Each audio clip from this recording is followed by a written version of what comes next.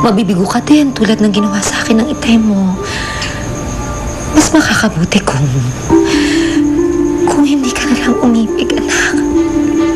Alam mo bang merong isang ambisyosang utility girl na nilalandi ang anak mong si Billy sa opisina?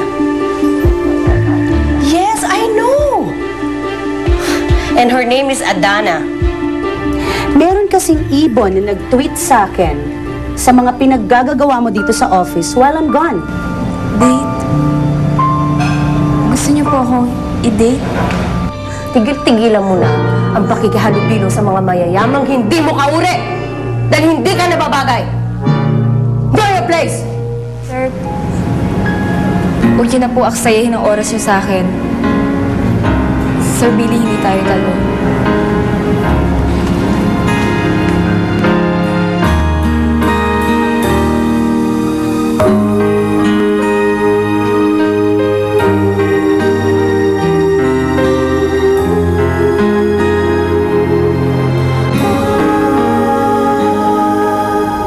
Sa tingin mo, mali ba yung ginawa ko? Hindi lang mali. Maling mali. Alam mo, Adana, kanina ko pa pinipigilan tong kamay ko kasi kanina pa kita gustong batukan. Sa lahat naman kasi ng tatanggihan mo. Mare, big boss pa natin. Oo nga eh. Ayoko pa namang magagalit siya sa akin. Ba't ayaw mo magalit siya sa'yo? Kasi, amo natin siya. Paano kapag nagalit siya? Baka sisantihin niya ako. Simple lang naman yung paraan eh. Makipag-date ka kay sir. Hindi nga pwede. Sus, pakipot ka na naman eh. Huwag ka na nga magpa-hard to get. Huling-huli na kita. Type mo rin naman siya eh. Paano si inay? Paano kapag nagalit siya sa akin? Nakakarito naman to. Teka lang, hintay mo ko.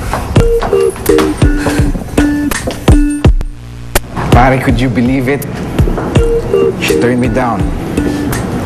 First time in history, ah. Ano, pare, heartbroken ba?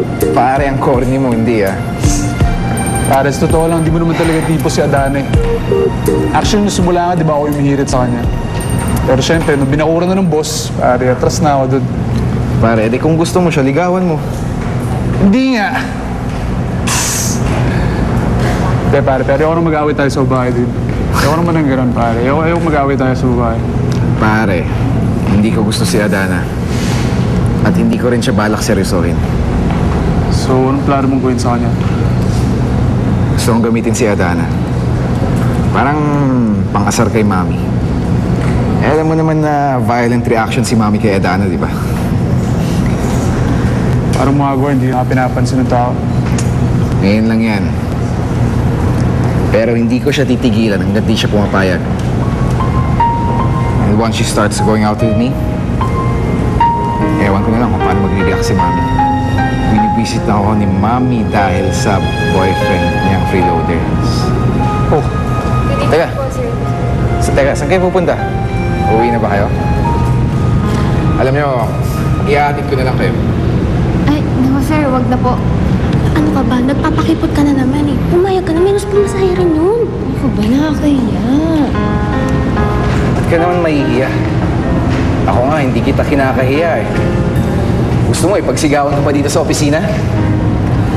Adana, will you be my date? Sir, ano ba? Adana! Tumigil lang! Will you go out with me? Please, sumama ka sa akin. Lumabas tayo. Sir! Adana, go out with me! Sir, hindi Will you nga please po be my pwede. date, Adana? Sir, hindi nga po pwede. Please! Sir, hindi nga po. Adana! Please, be my date! Pumayag ka na! Ako nga, hindi ako pwede pumayag kasi magagalit sa akin si nanay. Buong opisina, pumapayag mo! Adana! Ay, naku. Ikaw lang hinihintay. Please be my date. Ka. Adana! Lumabas ka na kasama ko! Ganun pa pakipot? Ay, I hate you, Adana.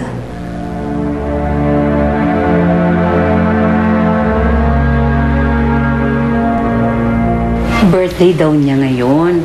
Kaya samahan mo naman. Kawawa naman eh. Sige na. Baka lang gusto mong kumain, Teresa. Don't worry. Hindi naman ako nanliligaw eh. Gusto ko lang na may makakausap over dinner. Hinihintay ko kasi si Adana. Ay, sus. Antayin mo yun. Sigurado ako sa'yo na gagabi ng uwi yun. Sige na, samahan mo na. Kakain lang naman kayo eh. Ako nang bahalang mag-antay kay Adana, ha? Ay, basta huwag niyo lang kalimutan yung take-out na pagkain para sa akin, ha? Sige na. Ano? Okay lang ba sa'yo, Teresa? Sige, pero bilisan lang natin, ha? Sige. Sige na, lumakan na kayo. Sige na.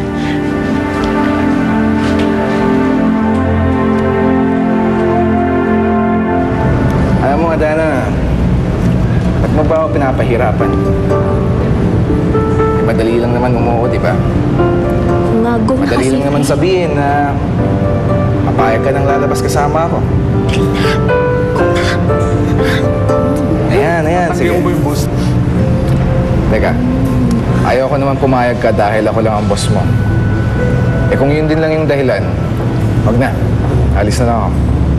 Sir! Sige na po. Payag na po ako.